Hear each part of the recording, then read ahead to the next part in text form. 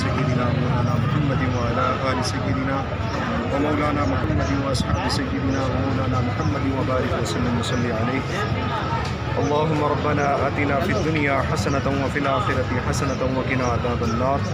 یا الہ العالمین حضور نبی اکرم صلی اللہ تعالیٰ علیہ وآلہ وسلم کے وسیلہ جلیلہ سے الہ العالمین جن لوگوں نے یہ اہتمام کیا ان کا اہتمام کرنا اپنی بلند بارگاہ میں شرف قبولیت عطا فرما.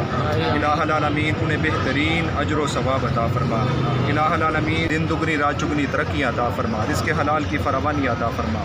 وصلی اللہ علی حبیبہ محمد وعلی آلہ. کھانا لینا بڑا ضروری ہے. تو ایسے لوگ آتے ہیں جنہاں بیچاروں کو صبح ناشتہ کرنے واسطے پیسے نہیں ہوتے. سانوں کہتے ہیں یار کوئی تو دربار جا کے کچھ لے آئیے کھان نوں، تو پھر انہوں نے دسی دا رستہ اتوں لے آؤ.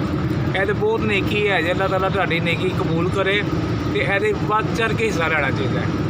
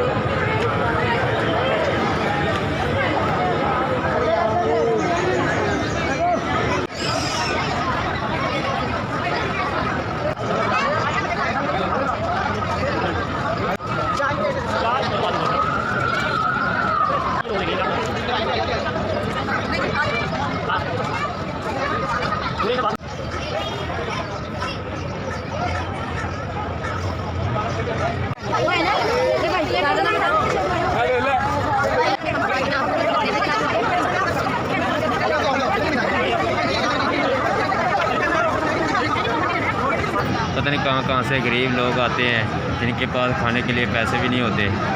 ایک وقت کا کھانا بہت مشکل آج کل لینا پڑ رہا ہے. تو بہت اچھا کام ہے، بہت نیکی ہے. یہ بھی بہت بڑی اچھا کام ہے، کرنا چاہیے. چلو لوگ دعائیں دیتے ہیں ایسے کام کرنے، تو بہت اچھا کام ہے.